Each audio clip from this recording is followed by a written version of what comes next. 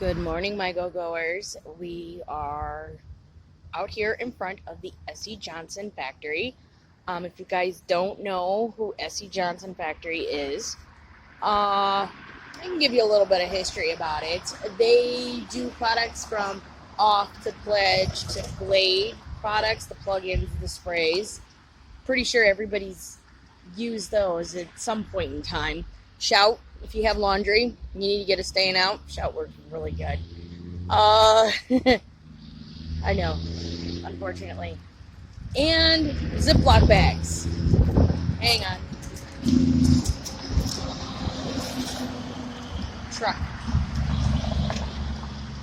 Ziploc bags. Everybody uses a Ziploc bag, and whether it's the name brand or not, you know what a Ziploc bag is. So,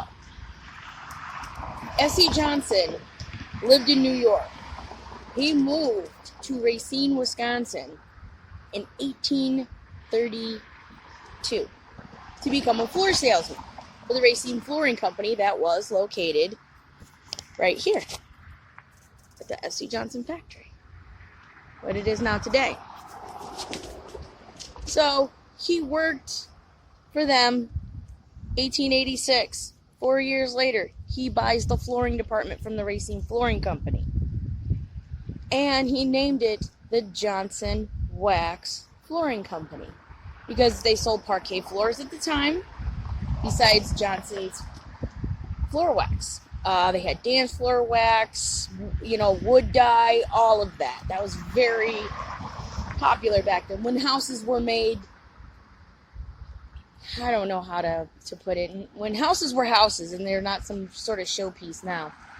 So that's when he opened it. And when his son, H.F. Johnson, joined in 1905, it became the Johnson and Sons Company.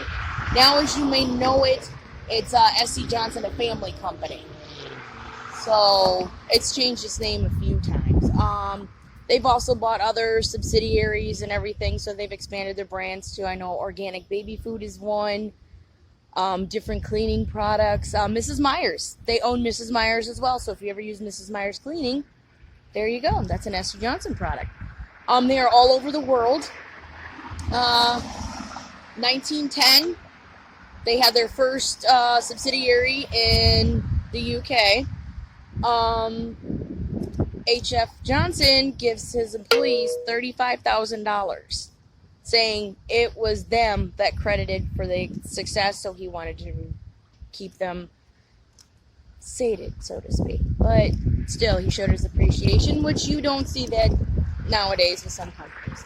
But here is the Golden Rondelle. This is where they come and do field trips and they watch videos and everything like that, because kids in Wisconsin, this is what they come and do, I guess, for school. Never knew anything about it until I moved up here when I was 20 years old. And right over there, if you can see it, it's a replica of a plane that the Johnson family members went to go find a sustainable wax called the carbonara tree, the palm tree down there in Brazil. They flew it down there after the expedition. They sold it. And it was flown in 1936 for another expedition somewhere else by a different family. And it crashed off the coast of Indonesia. Now, in 97, the Johnson family members who ran the company at the time, they went and they turned around and they did the expedition and everything like that. They found the plane. And they were so elated and excited. They wanted to bring some of the wreckage back, if not all of it. But until then, they did the replica that you see hanging in the glass area there. Now, this factory was built in 1936, I believe, by Frank Lloyd Wright. Now, if you don't know who that is, now, Frank Lloyd Wright not only designed the factory itself, but in 1950 with the other additions, that tower you see in the back right there, I think the pole's in the way, but that tower, That is the Johnson Research Tower. That's where they do all their research and development and everything. That was opened in 1950. That also was designed by Frank Lloyd Wright. Now, the Johnsons used to live in a home called Wingspan, also designed by Frank Lloyd Wright. I have to find it. I don't know if it's available to go and look at, but from what I heard, they kept the house up, but they returned the land to nature. So, now our next little jaunt we're going to go to is to the grave of Samuel Johnson III, who is the 4th generation to run this company. His son is the 5th generation who's running it now. He is Herbert Fisk Johnson. As you may know, they recycle the names a lot because there was a lot of S.C. Johnsons, which is Samuel Curtis. So, now we're going to go to Mound Cemetery here in Racine, where the last CEO and president of Johnson Company is buried. So, let's get going. Okay, ladies and gentlemen, we are now here in Mound Cemetery. This right here is the Johnson family plot. Samuel Curtis Johnson, like I said before, they reuse the names a lot in this family, is buried in this mausoleum right here. Get a closer look. Already made my apologies to people surrounding here. It's just my thing. But there's a palm tree there. There's the name Johnson right there. Walking up the steps. And of course there's the keyhole to get in. I don't know if you can really see inside. Herbert Fisk Johnson is there, 1899 to December of 1978. Then we have Irene Purcell Johnson, 1902 to 1972. Those are the only ones that I've seen at this point. I do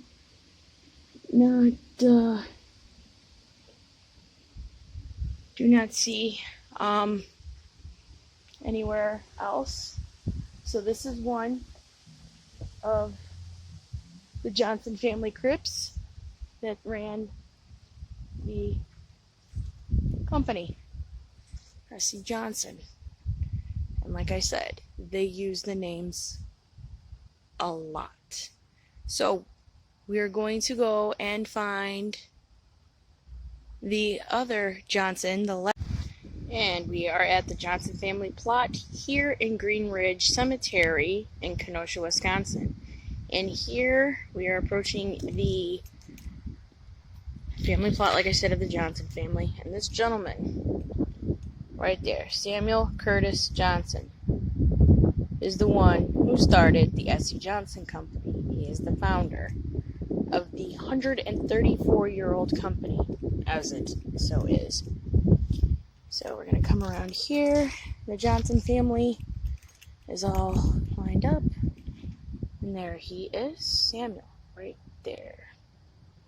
That is Mr. Samuel Johnson. They're all right there. There's, I'm assuming his wife, Carolyn, and probably his brother,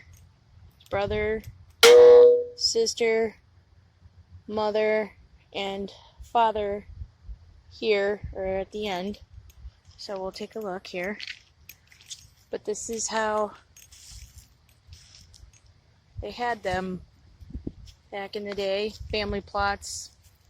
Family was buried there, whether they shared the same name or not. There's quite a few of them around here. They got the Dodge family behind them. They don't have a big monument, so to speak, but there's a couple of Dodges here behind them. And there's the Dodges continuing along here. So this is the Johnson family plot right here. This man right here, Samuel, is the one, as I stated, started the S.C.Johnson Company.